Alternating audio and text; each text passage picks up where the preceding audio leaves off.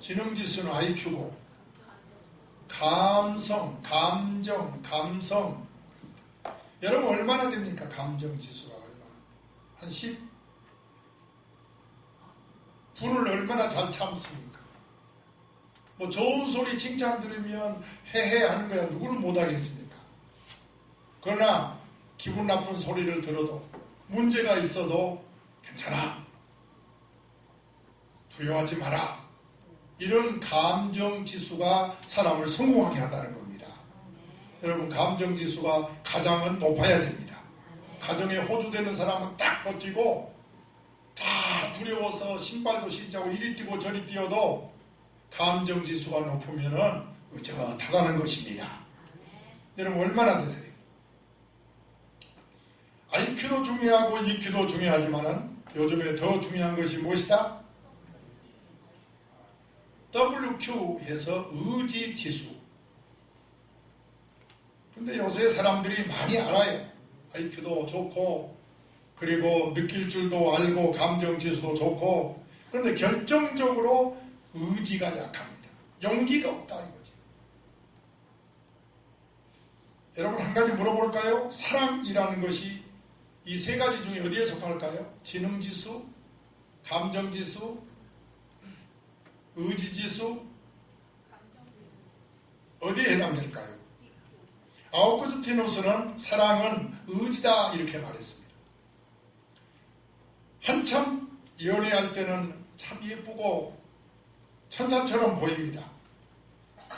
여기 세 가지 중에 감정지수에 해당되죠. 끌려가는 거지요. 그러다가 지성으로 옳다, 결혼해야 되겠다 하고 이 IQ, 지성 지수가 결정을 내립니다. 그런데 살다 보면 아무리 예쁜 여자도 밤새 잠자고 일어난 모습 마치 솔방울 받은 머리처럼 부숙하고 힘을 막 이렇게 흘려가지고 거기다 대고 누가 I love you 할 사람 없잖아요. 사람이 살다 보면은 이 감정지수도 약해집니다. 그러면 마지막에는 의지지수로 사랑해야 된다. 이것이 아우구스티누스의 이론입니다. 확실히 그런 것 같아요. 이 남자를, 이 여자를 사랑해야 된다. 그런 의지로 생각하니까 예쁘게 보이고 그런다는 거지. 여러분 기분대로 사랑하지 마십시오. 지능대로 사랑하지 마십시오. 의지로 사랑하시기를 바랍니다. 그런데 문제는 오늘 제목이 뭐죠? 십자가 하나님의 능력인데요. 이 의지의 힘, 이 의지의 원동력이 어디서 오느냐? 바로 십자가에서 온다는 사실입니다. 여러분 십자가야말로 능력입니다. 능력. 우리에게 큰 사랑할 수 있는 원동력이고 참을 수 있는 원동력이고 온유할 수 있는 원동력이고 모든 힘이 십자가에 있는 줄로 믿습니다. 우리 18절을 기도하는 마음으로 성경 보고 봉독합시다. 시작이요.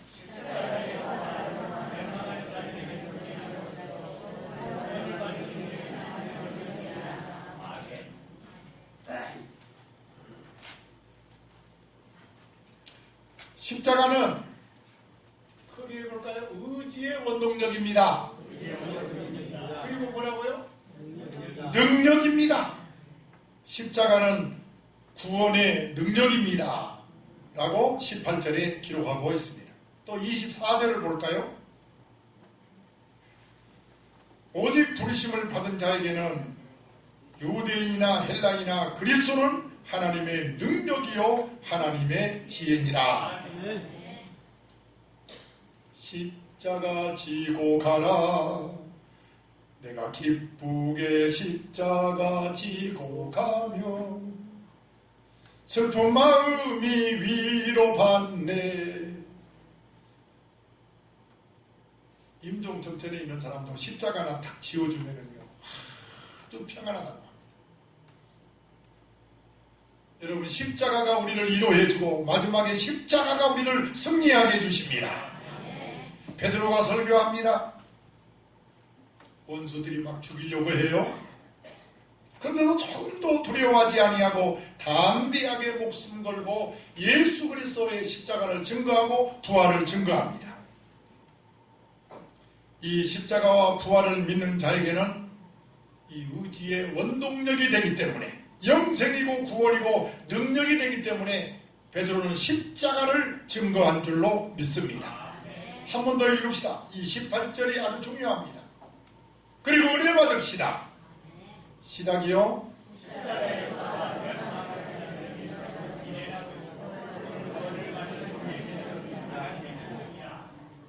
십자가의 도를 믿는 자에게는 영생이요 구원이요 능력이다.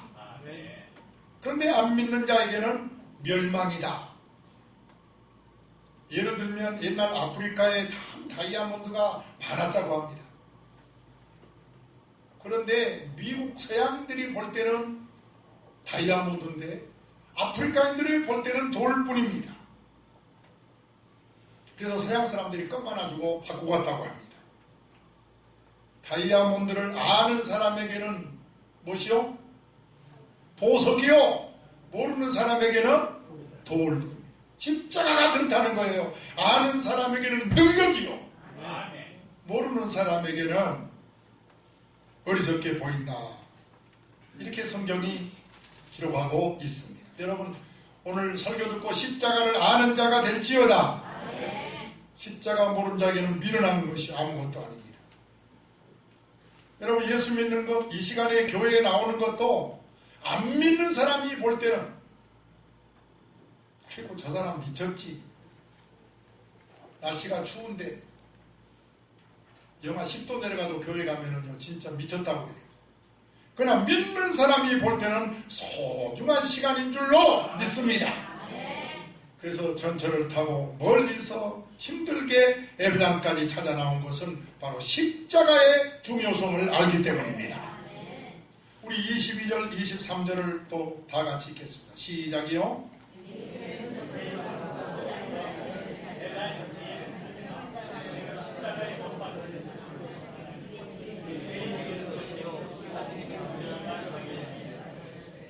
다른 봅시다. 모든 사람은 두 갈래로 나눕니다.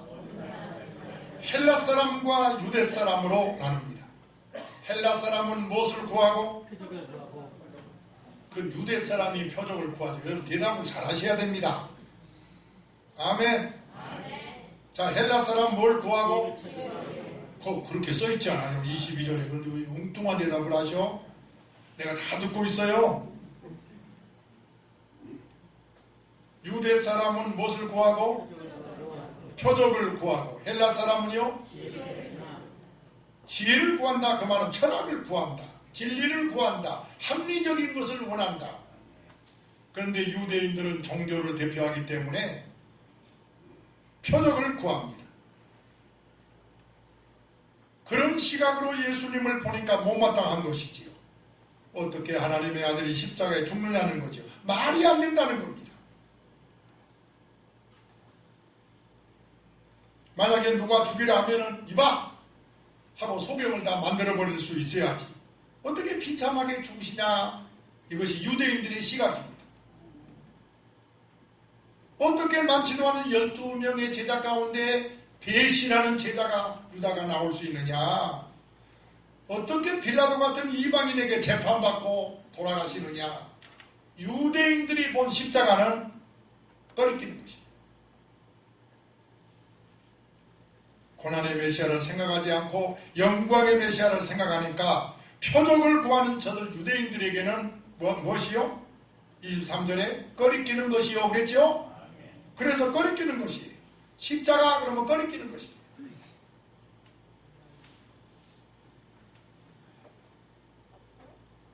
위에 이적을 행하지 않고 십자가에 돌아가셔야 하는 거죠.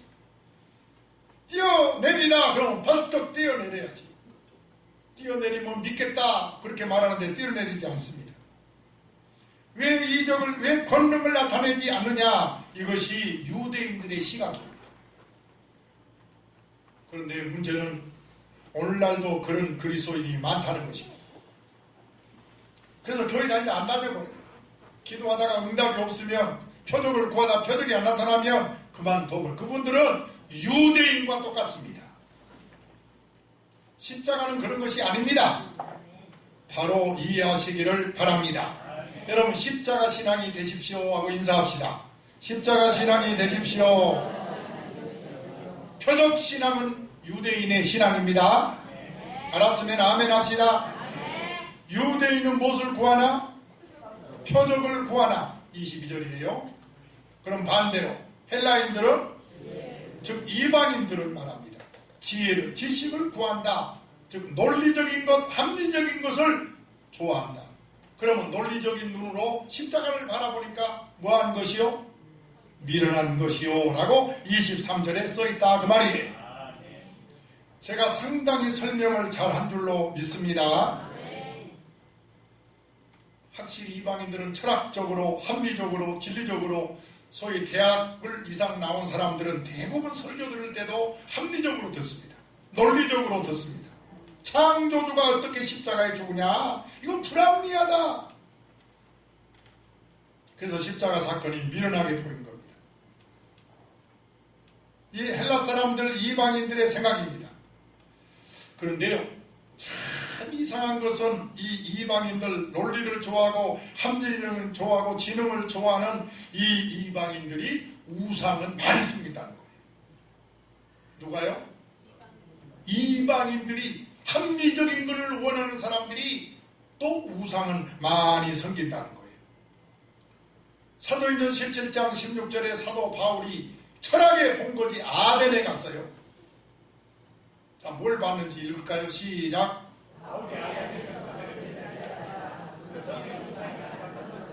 뭐가 가능한 걸 봤어요? 아니, 철학을 강조하고 합리적인 것을 원하는 아덴이 우상으로 가득한 거지. 철학의 도시 아덴이, 철학의 본거지 아덴이. 지혜는 간대없고 어리석은 짓만 하고 있어요. 아덴은 지혜를 생각만 했지 생활은 어리석었어요. 이것이 헬라인이다 라고 말합니다. 십자가, 자, 표적을 구하는 유대인에게는 꺼리끼는 것이요, 헬라인, 합리적인 것을, 진리를 구하는 그들에게는 미련한 것이지만, 그렇다면 우리 그리스도인이 보는 십자가는 어떠냐? 이것이 23절 24절입니다 할렐루야. 오늘 저와 여러분이 보는 십자가는 어떠냐? 유대인이 보는 십자가 설명했습니다. 이방인이 보는 십자가 설명했습니다. 그러면 저와 여러분이 보는, 우리들이 보는 십자가는 어떤 십자가냐? 이걸 알면 다시 한번 여러분의 신앙이 돌릴 듯 일어날 줄로 믿습니다. 이대로는 안 돼. 네, 신앙이 지금 이대로는 안 돼. 회복돼야 돼. 열심내야 돼. 순종해야 돼. 하나님 영광을 위해서 살아야 돼. 이런 결심이 풀리기를 이 설교를 통해서 일어나기를 축원합니다. 우리가 어떻습니까? 23절 24절이에요 시작.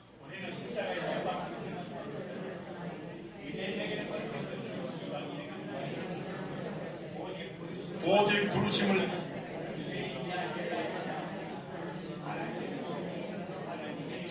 입은 우리에게는 십자가가 하나님의 능력입니다. 하나님의 지혜입니다. 유대인은 표적을 구하고, 그러니까 예수님하고 바리새인의 대화를 보면 예수님이 안진병이도 일으키고 소경도 보게 하고 포도당 5개 하는 물고기 2마리 5,000명도 먹였는데도 불구하고요, 또 표적을 구하라고, 달라고, 보여달라고 요구합니다. 그때 주시는 말씀을 우리는 기억해야 돼요. 표적 보여달라고 할 때 예수님 뭐라고 말씀했어요? 시작. 선생님, 우리에게 뭐 보여주기를 원합니다? 요즘도 마찬가지예요. 어떤 분들은 기도한 걸 보면 하나님이 계시면 저에게 표적을 보여주세요. 이적을 보여주세요. 그런 사람이 우리 주위에 많이 있습니다. 특별히 어떤 암이 걸렸을 때 그렇게 기도를 많이 합니다. 예수님, 표적을 보여주세요. 예수님이 이때 대답하십니다. 요나의 표적밖에는 별 표적이 없느니라. 이 말이 무슨 뜻일까요? 요나가 고기 뱃속에 며칠 있었나요?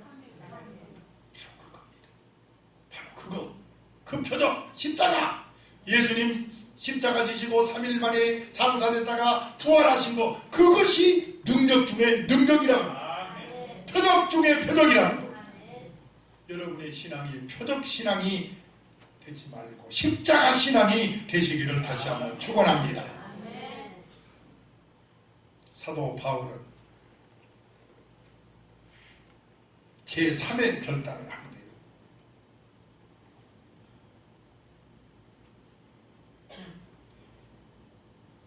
고린도전서 2장 2절에서 이렇게 결단합니다. 시작.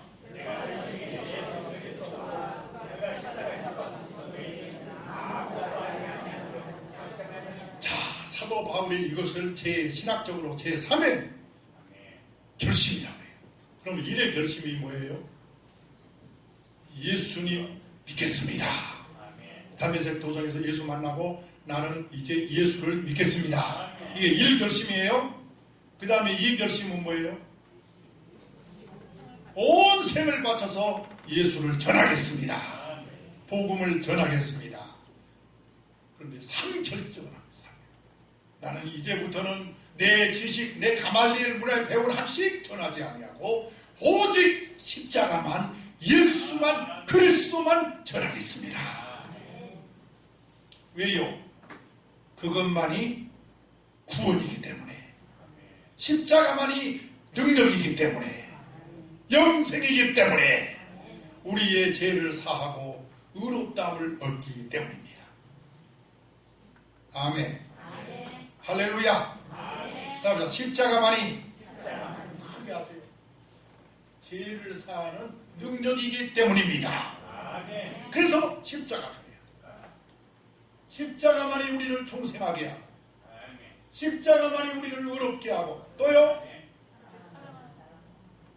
십자가만이 우리로 하여금 사랑하게 하고, 십자가만이 죽음 앞에서도 두렵지 않게 하고.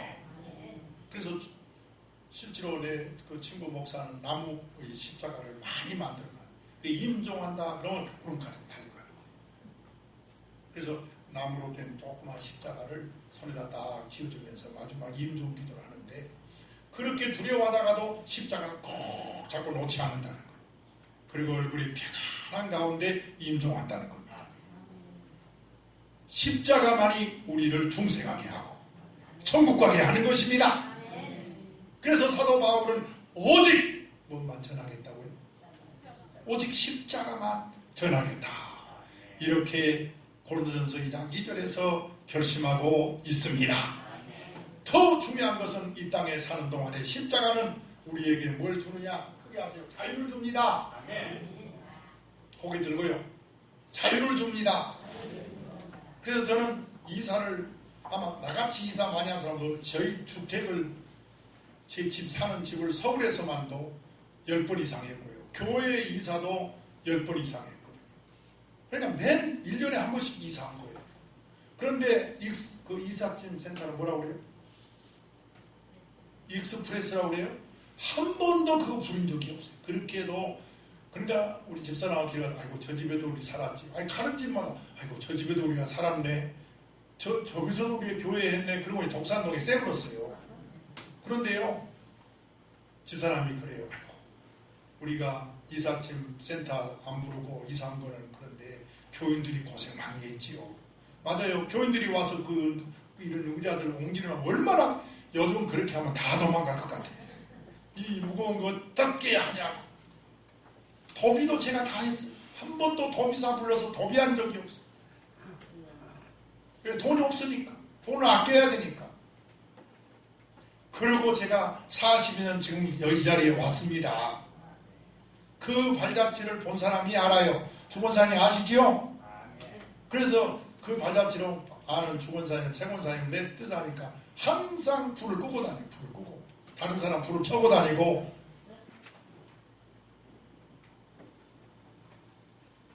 여러분, 십자가는 능력입니다. 십자가는 계시된 하나님의 말씀입니다. 그래서 오늘 24절이 그렇게 굉장히 중요한 말씀이 있는데요. 해봅시다. 오직 부르심을 받은 자들에게는 이건 신비로운 말씀입니다. 부르심을 받았다 이 말은 우리가 나서서 스스로 믿었다가 아니고 하나님이 우리를 부르셨다는 뜻입니다.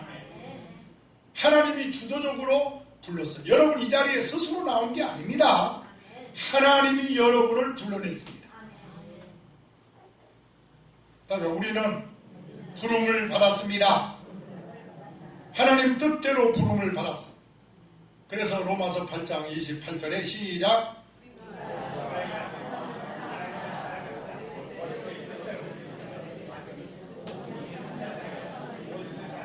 그래서 어려운 일이 고난이 있으면은 나는 부르심을 받았다. 그러니 하나님이 지금 나를 작품 만들어 가신다. 반드시 합력하여 서로를 이루신다. 이 믿음을 가져야 하는 겁니다.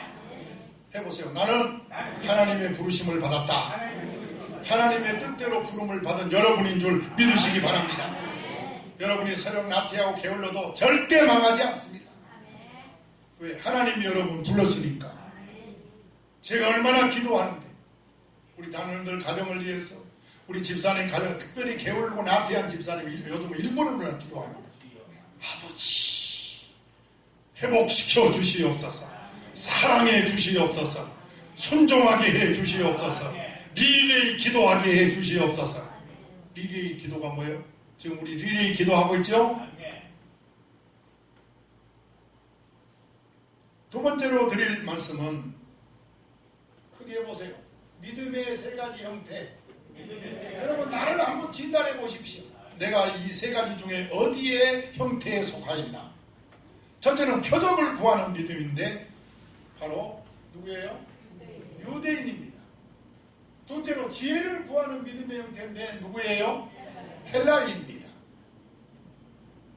십자가 중심의 믿음이 있는데 누구입니까? 그리스도인입니다. 표적을 구하는 믿음. 오늘도 표적만 구하는 사람이 많아요. 능력 주옵소서. 병 낫게 해 주옵소서. 돈 많이 벌게 해 주옵소서. 잘 되게 해 주옵소서. 만사가 형통하게 해 주옵소서. 만난 여러분 이렇게만 하는 기도. 봉사도 안 하고 충성도 안 하고 맨날 주시옵소서. 이게 표적을 구하는, 고난은 생각하지 않고 영광은 생각하지 않고 고난은 생각하고 영광만 생각하는 이런 유대주의적인 표적을 구하는 믿음이 있는데 여러분 잘 진단해 보시기를 부탁합니다. 두 번째 형태는 무슨 믿음? 지혜를 구하는 믿음. 헬라인이 그러했습니다. 이 사람들은 굉장히 교회에 이동이 많습니다. 왜냐하면 헬라인들은 지식을 구하기 때문에 설교가 마음에 안 들면 당장 교회로 옮겨버립니다. 그래서 성경 공부 많이 하는 교회, 혹시 내 지식을 추구하고 내 지혜를 추구하고 계속 배우는 마음, 그냥 계속 갈급하는 거지요. 구도자의 마음. 그러니까 1년에 한 번씩 교회를 옮겨보는 거예요. 이것이 바로 헬라인의 믿음 형태입니다. 마지막 십자가 중심의 믿음이 참 그리스도인의 모습인 줄로 믿습니다. 따라 십자가 안에서 다 만족합니다. 능력을 더 바랄 것도 없고 지혜를 더 바랄 것도 없고 십자가 무한 영광일세. 십자가 안에서 눈물을 흘리고 감격하고 만족합니다. 여러분 능력도 지식도 다 십자가 안에 있습니다. 그러므로 마음에 든 교회를 찾아서 헤매지 않습니다. 십자가만 생각하고 충성하는 거지요. 한국 기독교 대표자라고 불리우는 한경진 목사님, 그분이 그 남한산성에 집이 있더라고요. 저도 한번 가봤거든요. 그분이 합동측 장로교회인데 합동측 중진 목사님이 찾아갔답니다. 임종을 앞두고 그분이 거기서 이제 요양할 때에 찾아간 목사님 중에 한 분이, 목사님 저희들이 덕담 한 번 해주세요 그랬더니 한경진 목사님이 하는 말씀이 조용히 있더니 그래 한마디 하지. 그러면서 목사님들 해보세요. 목사님들 정말 예수 잘 믿으세요. 아 그러시더래요. 시작. 그래서 그거 하는 목사님들이 한결같이, 아니 우리가 예수를 잘 목사가 돼서 설교하는데 우리 보고 예수 잘 믿으래. 그래서 이해가 돼요, 안 돼요? 이해가 안 돼요. 그래서 서로 얼굴 좀 무슨 뜻이야. 그러다가 대화를 쭉 가는 가운데 하나하나 깨닫는데, 표적만 구하는 목사님들 되지 마세요 하고 설명하니까 그때 이해가 되더랍니다. 아멘. 뭔만 구하는 목사? 그리고 지혜만, 지식만 쩍쩍 학적으로 논리적으로 내용만 잘 아주 그냥 기가 솔깃하게 그런 설교만 하려고 애쓰지 마세요.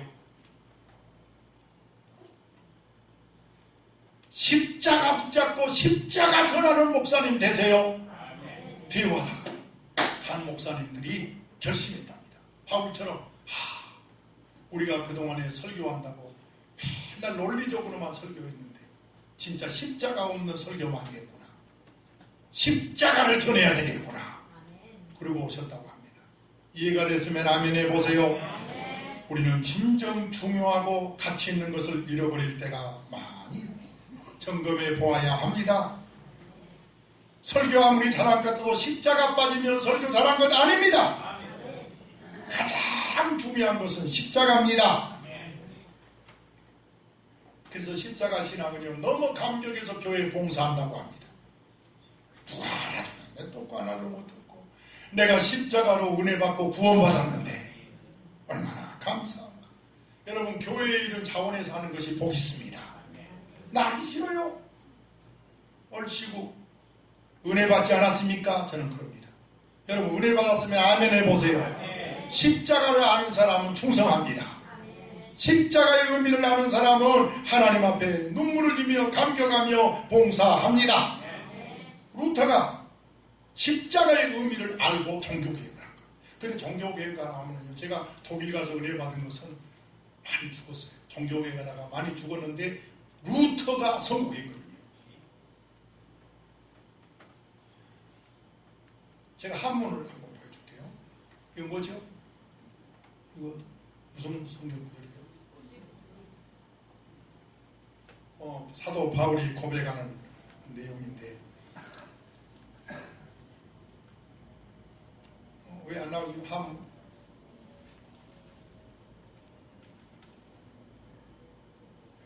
예, 됐습니다, 목사님. 가죽을 가리키는 한자를 뭐라고 하죠? 피혁 그러죠? 맞죠? 한자 하신 분들 피혁이라고 해요. 피는 날 가죽을 말합니다. 털이 이렇게 있는 거, 그리고 두껍고 거친 가죽, 그걸 뭐라고 그래요? 피라고 합니다. 피. 혁, 부드러운 가죽을 말합니다.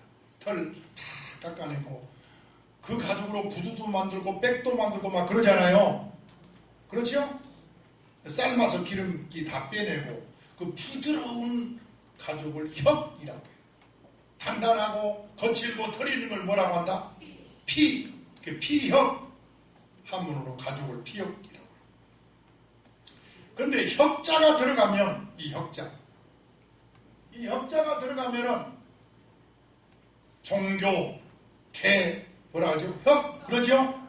혁명, 뭐 혁신, 또는 변혁, 진혁. 무슨 진짜? 법의 진? 혁은 이거 이 혁자 아니에요? 이 혁자가 참 좋은 혁자인데. 예? 당시에 종교가 타락했어요. 성 베드로 사원을 건축하는데 막대한 자금이 드니까 이 교황청이 타락해가지고 속죄권을 팔기를 시작했어요. 이걸 사면 제사한다. 이게 속죄권이에요. 그래서 이 카톨릭에서 소위 공로주의를 얘기하는 거예요. 타락한 거죠. 그래서 루터가 아니다 이거죠. 그래서 혁, 종교 개혁, 알았죠? 다시 개혁해야 된다 하고 루터가 부르짖는 게 세 가지인데, 하나는 성소로 돌아가야 된다. 아멘 해봐요. 아멘. 우리 그리스도의 교회에 제일 중요한 것이 뭔지 아세요? 장로교, 감리교, 성결교 많이 있지만은 그리스도의 교회에서 제일 강조하는 것이 성소로 돌아간다. 아멘. 성경대로 그리스도의 교회라고 하고 성경대로 성만찬하고 성경대로 세례받는다, 침례받는다, 그겁니다. 알았으면 아멘 해봐요. 앞으로 두고 보세요. 사람이 많은 큰 교회보다도 좋은 교회가 돼야 되고 하나님이 기뻐하는 교회가 돼야 되는데 하나님이 기뻐하는 교회는 사람 많이 모이는 교회가 아니라 성소로 돌아가는 교회입니다. 아멘 아멘. 그리고 루터가 두 번째로 강조하는 것이 오직 믿음입니다. 오직 십자가입니다. 오직 십자가로만 제사 안 받고 오직 십자가로만 의롭다함을 받고 구원받는다. 또 하나는 세 번째는 오직 은혜로, 공로가 아니라 구원은 선행으로 받는다가 아니고 구원은 값없이 주시는 하나님의 은혜로 받는다.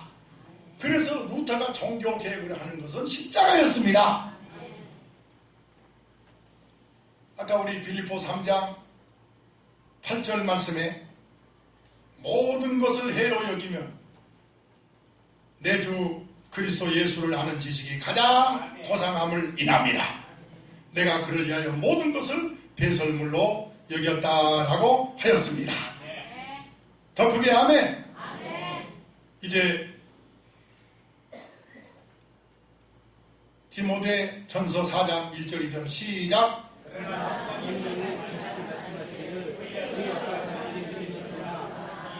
아니 디모데후서 4장인데 네?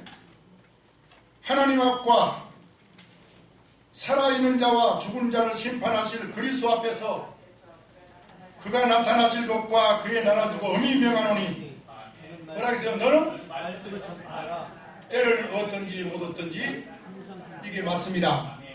아멘. 지금 화면이 틀린 거죠? 그 다음 보십시오. 디모데전서 2장 4절에 보면 전도라고 하는 것이 십자가를 전하는 것은 하나님 아버지의 소원이라고 했어요. 여러분 부모가 부모의 소원을 자식이 들어야 된 것처럼 하나님을 믿는 우리가 복 받으려면 하나님 소원 들려드려야 됩니다. 읽읍시다. 시작.